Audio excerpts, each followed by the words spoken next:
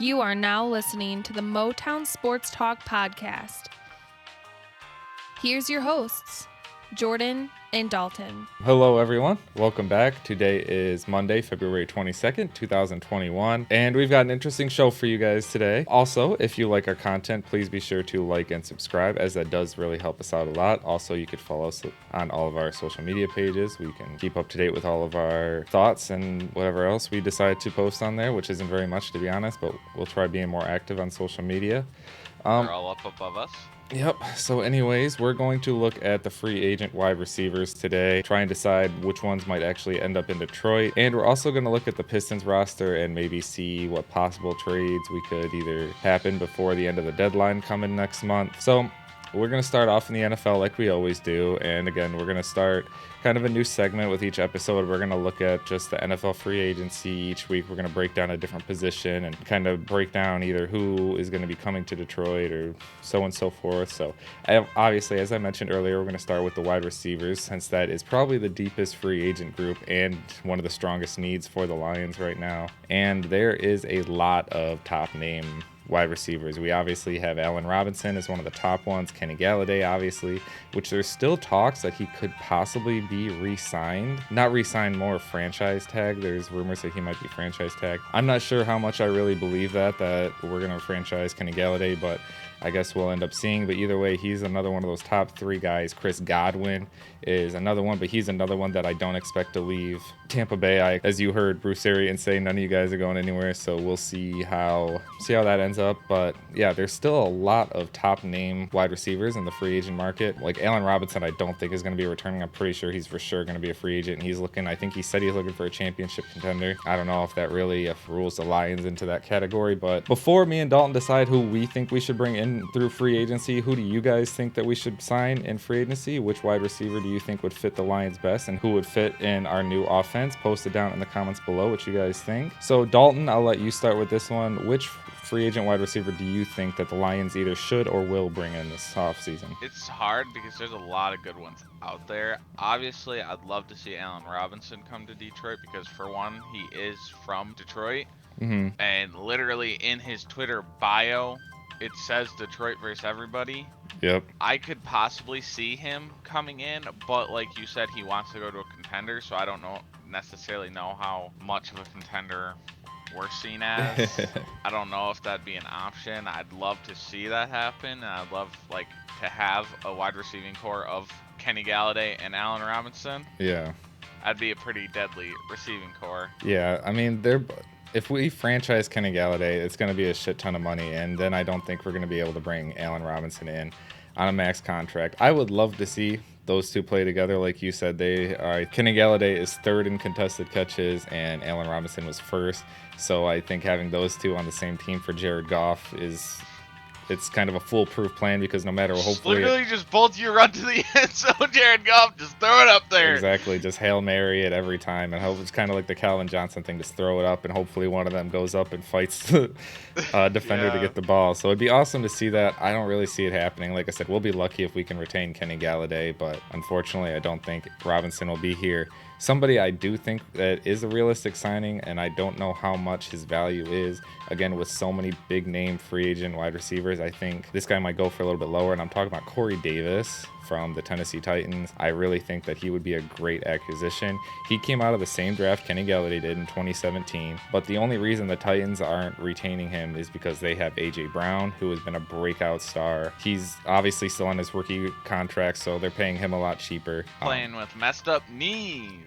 Exactly. So, and they have to pay Derrick Henry that huge contract, so they don't really have enough money to keep Corey Davis around. So I think he would be a great acquisition. When you compare him to some of the other top wide receivers, like in the terms of explosive plays were 15 plus yards, he had 42 of them, where the only people who had more was Chris Godwin and Marvin Jones at 44 and 47. and his average depth of target was 12.2 yards. His yards after catch was 4.5, and the only other people who had more than him was either Chris Godwin, Will Fuller, and Sammy Watkins. But I don't think Sammy Watkins had that many receptions. But still, yeah, I think Corey Davis would fit in perfectly with just in our offense. And I think obviously he's not a long tenured veteran, but he's been in the NFL for a few years and he knows what he's doing. He's been around some big name wide receivers. So I think he'd be a great veteran in the locker room, because obviously we're going to draft a wide receiver at some point in the draft, whether it's first round or later. We're going to have to take one at some point. Sammy Watkins would be a good option too,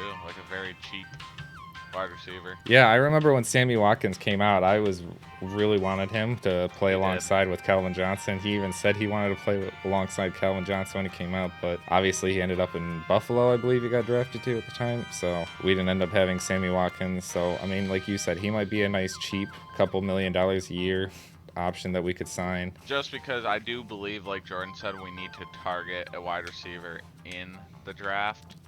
So, because we already have Cephas, which Cephas had an okay year, had some promise, I will say that. We already have him, and then hopefully we could bring back Kenny Galladay. So we'll have those two, Sammy Watkins, and then a draft pick wide receiver. That's at least 4. Maybe sign another cheap one. Maybe re-sign Danny Amendola just because. Like, I don't know, just bring in another wide receiver and have 5 wide receivers. I think would be a good number for us.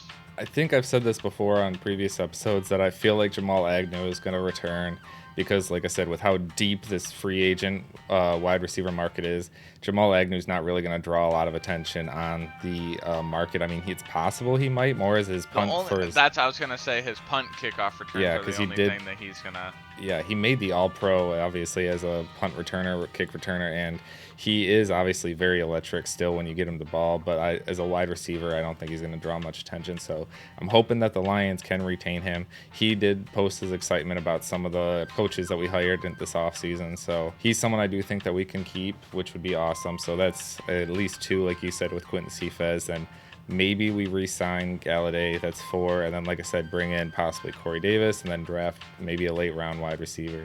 And I think that's a pretty decent wide receiver core. But I do believe that we're pretty set at O-line and quarterback, so I don't really think we need to talk much about those 2 positions. I think it's more wide receivers, maybe a running back or 2, and then defense. Me and Jordan are going to spend like a whole episode on the defensive side of the ball. Yeah, there's a lot to go on there. A lot of needs. A lot of needs there. Obviously, I mean, tight end kind of is another question. We can kind of tie that in with wide receivers, but obviously Hawkinson's. And we still have Jesse James under contract. Jesse James is going to get cut. I hope so. I feel it. He needs a new start. He's obviously not going to get enough targets here. And we still have, Isaac Nada and Hunter Bryant under contract all as our well. coaching staff said he was like a great, super skilled tight end, but he got hurt injured, last. And then in the couple games he did play, I know he made some plays, but TJ Hawkinson, Yeah, obviously he's the number 1. We're going to have to pay him soon. But then, like I said, as far as money goes, we can just cut Jesse James, save us some cap space. I forget how much his cutting him would save. I think $6 million. Yeah, I believe it's $6 to $8 million, somewhere around there. And then, like I said, we still have Isaac Nada and Hunter Bryant both on rookie contracts. So might as well just save the money while we can. Try and work on them. Yeah, I guess that's kind of it for wide receivers today. I guess we'll talk about running backs too. Do you think we should sign like another running back? It depends. It really depends on what happens with Kerryon Johnson. Adrian Peterson is kind of written on the wall that he's not going to be returning. He wants to go either play with Tampa Bay or some type of contender. He wants a ring to end his career. So, I mean, it'd be nice to bring him back, but I don't think he's coming back to Detroit. And same as Kerryon Johnson, it really depends because Deuce Staley, I can't remember if it was Deuce Staley or Aaron Glenn, but whichever one of them said, Staley. Yeah, if you can't block for me, then you can't play for me and blah, blah, blah. And he is one of the, obviously, I'm pretty sure he was the number 1 pass blocking running back in all of the NFL last year. So obviously that if that is the type of running back Deuce Staley's looking for, then obviously we're going to retain him. Also, he still has 1 year in his rookie contract, so I'm sure we're probably just going to end up keeping him. We might cut him, but I don't know what happens there. But obviously if we cut him, that leaves just Swift at running back and Jonathan Stewart. I believe so. Believe we might still have him under contract. I can't remember, but still, if that's our only 2 running backs, we're gonna need somebody else. So I don't know. Like you said, maybe Kenyon Drake, maybe because even Todd Gurley. Might be a cheaper option, veteran cheaper option for Swift. He's just not healthy. But I don't know. again, Maybe like someone like Philip Lindsay. He'd be someone. Staley and Deuce Staley and Anthony Lynn have both said Swift could be a 3-down running back. So Swift is going to get majority of the carries. So we don't need a running back that hasn't been healthy his career. We just need a running back to be there for, Swift is kind of tired. All right, Swift, get out for a play or two. Get in there, Todd. You're like, I don't know. so, Philip Lindsay might be somebody who, because he was needed to be the number one back in Denver, and that's what if we obviously you're have. looking at younger options. I think we need that veteran again. I think we need more of a veteran running back. I don't know. We need to sign somebody though. I mean, we're probably gonna end up drafting somebody again, probably late round, or maybe bringing an undrafted free agent running back. Probably bringing a couple of those and see what happens this year. But yeah, I guess that's it. All right, so I guess we will move on to our weekly Pistons talk. And again, still not much news. We lost pretty sad the other night to the Bulls. We came out really strong. They looked really good in the first half, and then I don't know what happened. The second half started, and Zach LaVine went off and destroyed the Pistons, and we just couldn't stop anyone on the Bulls, apparently. It was awful, and I don't know what's going on with them. Jeremiah Grant scored 43 points, a new career high. Yeah, Jeremiah Grant continues to go off and be an all-star for us, but he's not even in the all-star voting, is he? Has he made any? Not in the starters, but they announced the reserves on Tuesday. So tomorrow we'll find out if Jeremiah Grant made the all-star. Reserves.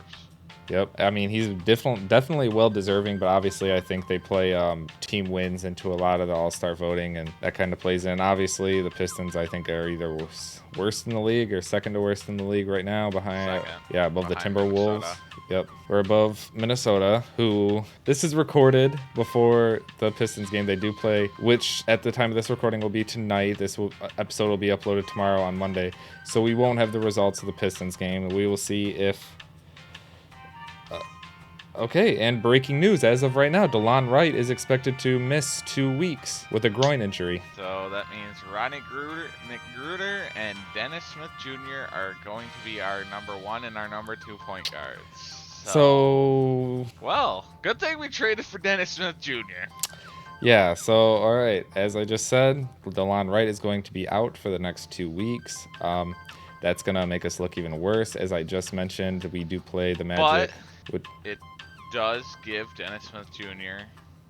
I don't know if he's going to be, I would think he'd get the starter over Rodney McGruder. I would hope so. I would assume, but I'm excited to see it. I like Dennis Smith Jr. I'm all right, now I'm really excited. Okay, you're excited that DeLon Wright's out. I mean, I'm not, because DeLon Wright's been playing amazing, and I fucking love it. But I also really like Dennis Smith Jr., so I'm excited about that too. Yeah, Get well soon, DeLon Wright. Get well soon. Yeah, maybe him and Killian Hayes will come back around the same time now, and hopefully that'll give us a little bit of a push at the end of the season just to see some positive uplift. You know, that's all I just want to see is some progression. I did hear too that Killian Hayes is working on his jump shot in rehab, so he could come back with a newer jump shot or a better jump shot, so that could be a good thing. Yes, because that was one thing, that was one of his knocks a lot of people were saying, is he couldn't shoot at all, which, I mean, he really couldn't. He was just more of a passing point guard, which obviously isn't bad. He did look good in a few of his games, but we'll see how he looks when he returns and if he can still come back to his full potential, or if that hit. And honestly, this season I'm kind of writing it off anyways because he got injured, and this is a kind of serious injury. So we don't know how he's going to come back from it. I mean, at this point, this whole season is kind of just written off. I mean, there's no way that we're going to make the playoffs. And even if we do, there's no way we can compete in a 7-game series. Yes, we might be able to pull off 1 or 2 wins against a good team, which we've obviously seen before. But I just don't think in a 7-game series we're going to be able to beat any of the top teams in the East. So even if we make the playoffs, we probably won't win. But like I said, Heat, baby, and Phoenix Suns. Whatever. When you were just wearing your Ja Morant jersey in the last episode too, so. Hey, I'm a Ja Morant fan. I'm not a Memphis Grizzlies fan. I'm a Ja Morant fan. I'm a Piston and Miami Heat fan. Whatever. And I really like Devin Booker, so I kind of root for the Suns because I want to see Devin Booker win something because he's a great player. Just never had a good enough. Basically, as of right now, the deadline's coming up, and obviously with all the stuff Griffin is sitting out indefinitely to either be traded Mm-hmm. or bought out, which I think was kind of stupid from the Pistons to say that. because no one's gonna try and trade for him if they know that.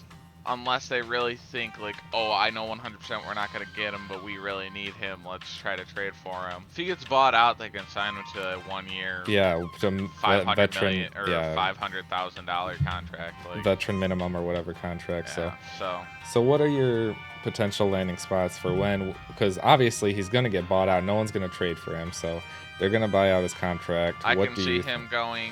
Somebody said, or I've seen a lot of people say the Clippers. But I don't think he's going to go back to the Clippers because him and the owner do not get along. So I don't see the Clippers being one of his destinations. I see the Lakers being one. Mm-hmm. I see the Nets being one. I possibly even see the Miami Heat being one. But other than that, I don't really think he's going anywhere else other than those 3 teams.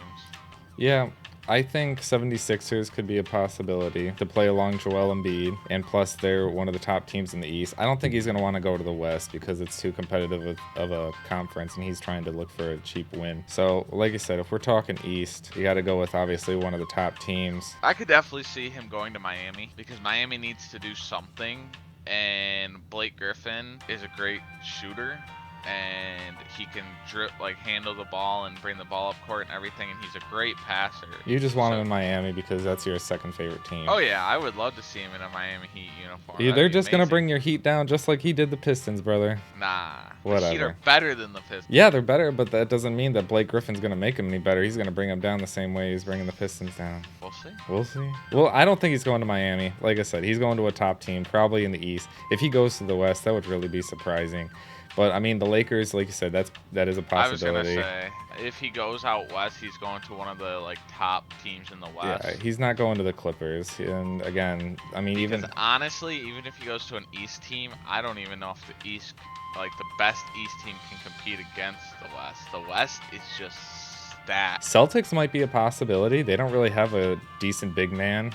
You don't see him going to the Celtics? I see Drummond going to the Celtics before. That makes sense too. Because the Celtics need a big man that can rebound. Obviously, it being the Celtics playing the 76ers and that in the East, trying to beat them, Drummond's not the best center for those situations. Because obviously Drummond's not the best at defending three-point line. Yeah. But they need rebounding. They need a big man that can actually rebound. Because I've watched a couple Celtics games and it's not good. Yeah, they don't have any people up in the front court that can help take care of the basket and protect the rim at all. I was gonna say I could see Drummond going to the Celtics and helping them be a better team. Yeah, since they got rid of Gordon Hayward, and who was the other center, the big guy they used to have? I can't remember. They used to have somebody down there, but ever since they got rid of them, they just haven't been the same on defense. But other than that, I don't really see Detroit trading anybody. I don't see us trading any of our pieces away. I don't see us trading. I mean, maybe we could get something for Jeremiah Grant, but they paid big money to him to come in and be our number 1 option, so I don't really think they'd be like, yeah, we're just going to trade you away for draft picks. Yeah, there's a lot of rumors that we might get rid of him, but like you said, I don't think so. After how well he's been performing, I think we're going to want to try and keep him here. Obviously, as we talked about, draft picks are a shot in the dark. Especially with have a high draft pick and he just be a bust, Darko Milicic. Or supposedly even Josh Jackson, who was 4th overall, and the Suns proclaimed him as a bust and got rid of him. And now obviously he's doing better in Detroit, but still he's on a bad team. And I mean, he's not like an all-star or anything. But just because you have a top 5-10 pick doesn't mean guarantee you an all-star. And obviously, and then second-round picks sometimes turn out. Spencer Dinwiddie, Draymond Green. Pick. Yep, Draymond Green. Obviously, draft picks are kind of a shot in the dark. Hopefully they work. So if I was the Pistons, I'd be like, we know what Jeremiah Grant gives us. Don't know what pick it's going to be for 1. And 2, we don't know who's going to be there at that pick. So why take a shot in the dark when we already know what we have? Exactly. All right, I think that's about it. So once again, I want to thank everyone for tuning in. We always appreciate it. Hope you enjoyed it. And once again, if you do like our content, please like and subscribe. We're trying to get these up weekly. Monday is going to be our new upload date, so be sure to look out every Monday. That'll be the new episode. And we will see you again next time.